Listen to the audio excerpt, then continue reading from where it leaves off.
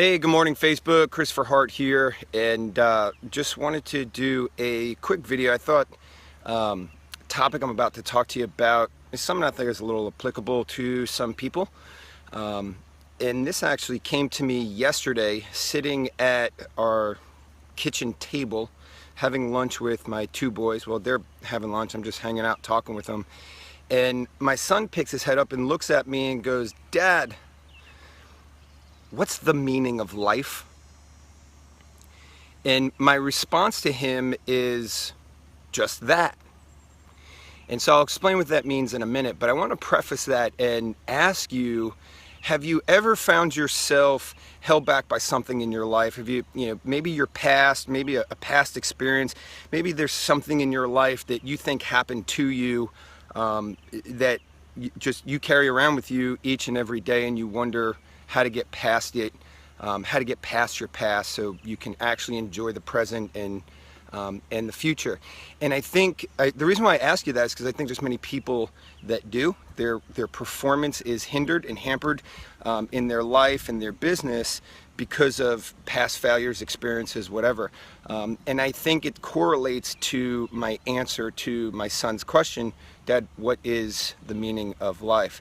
Dean, good morning. Dang, deep questions come quick. Yeah, if you guys, whoa, I almost dropped my phone. This is kind of my, if you see in the background, my morning dog walk. There's a spot here on this little peninsula on the lake. Just come here and sit and think, and it's where these things come to me. So anyway, let's get into it. So he says, "Dad, what's the meaning of life?" And my initial answer was just that, son. Well, that's kind of hard for a 7-year-old to comprehend. And so what I mean by that is life is nothing more than a compilation of experiences and events that we navigate regularly, day in, day out, minute in, hour in, etc. And those experiences are nothing more than that. They're just experiences. But life shows up when we assign a meaning to them. So when he says, "What's the meaning of life?" Life is meaning, right? Because there's thousands upon thousands of experiences that we experience at every given moment. The brain actually experiences 4 million bits of information per second, and they can only process 126 of them. So if you understand that, then what you're saying is we have all these experiences, 4 million bits of it per second. Brain only processes 126. And so the stuff that we tend to remember, those 126 bits, is the things that we put meaning to. Life actually starts to show up when we assign meaning to a particular event. And then from there, we experience emotions. So let's look at something for a second. You ever have a quote-unquote bad day? Well, you didn't really have a bad day. What you had was a moment that most likely didn't meet your expectations. So therefore, you assigned a negative meaning to it. You had an emotion, and you just carried that damn thing around with you all day. That's a choice, okay? So you didn't have a bad day. What you're having is bad choices all throughout your day. You're choosing to remember it. You're choosing to assign a negative emotion to it. So let me kind of revert back to what I asked you guys earlier was, is there something in your past you can't get past to enjoy the present and experience the future that God has truly designed for you? And what that looks like is whatever happened in your past. We all have it. Look, there's different levels, right? There's different meanings, different emotions at which many people have experienced things in their past, but we all have that past. And there's a Bible verse, Genesis 50:20, where this is actually Joseph in the Bible talking when he was a young boy, and he said, "You intended it as harm, and God intended it for good." And to understand the backstory behind that, Joseph was the one brother out of all the siblings that the brothers were very jealous of. They tried to kill him. They tried to sell him off. They had him enslaved. He was put in jail. Joseph never really wavered in his faith, but he believed that God told him he was going to be the second in command of the people. And eventually one day he did, and then his brothers came back and they bowed down to him.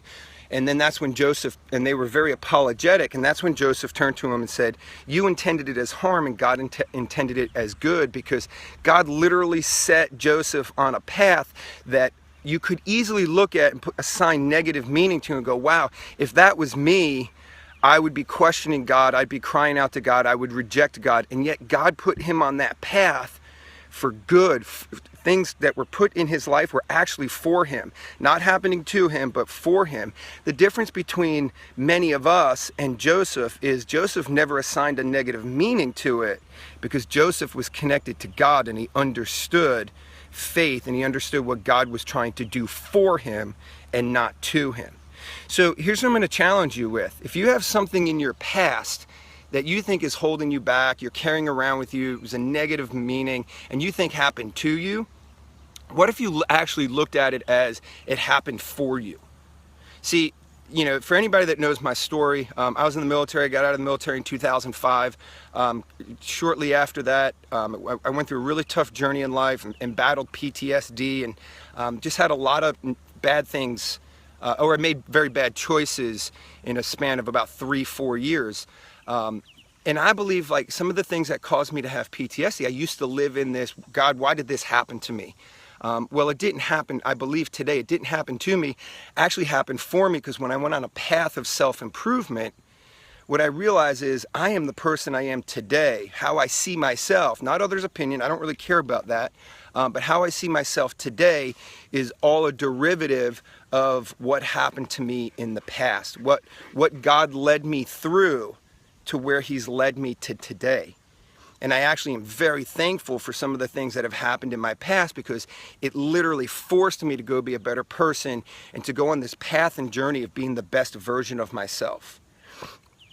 And what I realize is some of the struggles that I had through that 3.5-4 years of battling PTSD was nothing more than I chose to assign a negative meaning to things that had previously happened in my past.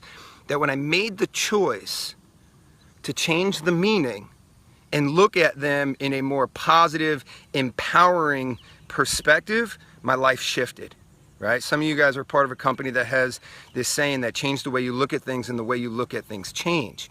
Well, I believe that to be true, because if you just change the meaning, maybe this didn't happen to me, maybe this happened for me. God, what is it you want me to learn from this? God, who is it you want me to be from this particular experience?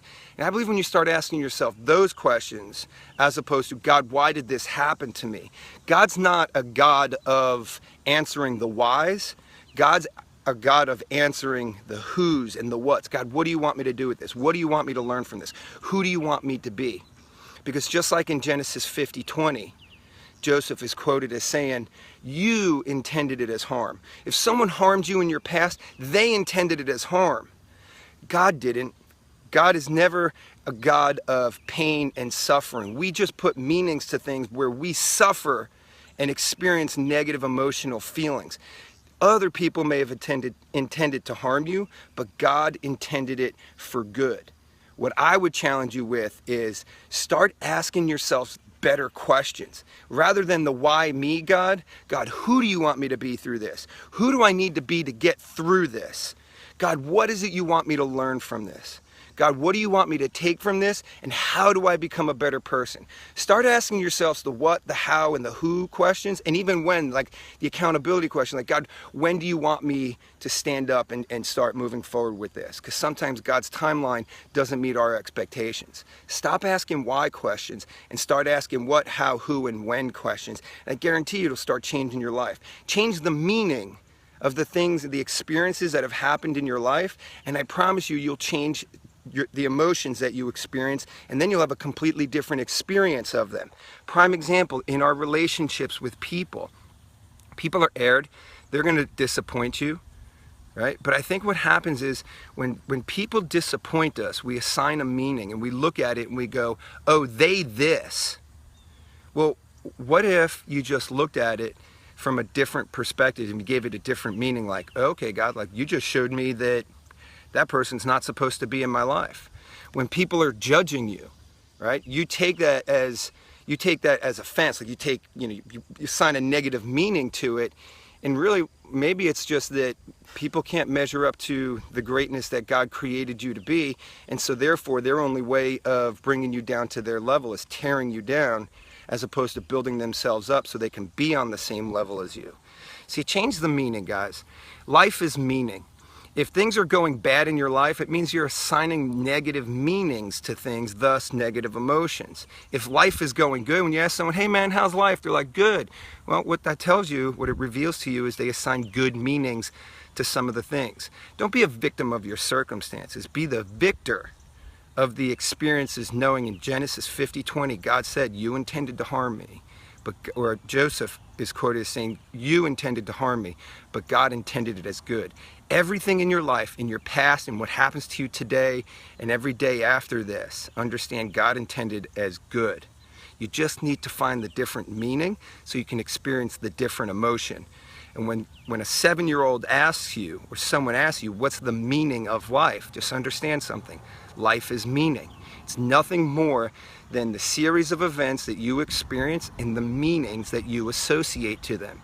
And understand that the meanings you associate to things will determine the emotions that you experience. And those emotions tend to become your programming. Because your programming, your beliefs, your values is nothing more than the things you experienced, the environments you participated in, and the things that you self-induce to yourself. And those become the actual files and elements by which the brain resorts back to in the new experiences. You want to completely and radically change your life? Change the way you assign meaning to the events and circumstances and experiences in your life. And I promise you, it'll change your life. You'll get past your past, you'll get through the present, and you'll love and experience the future that you truly desire for yourself. And when someone else does harm to you, look at it from a perspective of they chose to do harm to you. God chose it as good. You just got to find the good. Go be good, lead strong, be blessed. Love you guys. Thanks for joining me. Have a great rest of your day, and have a powerful week. Take care.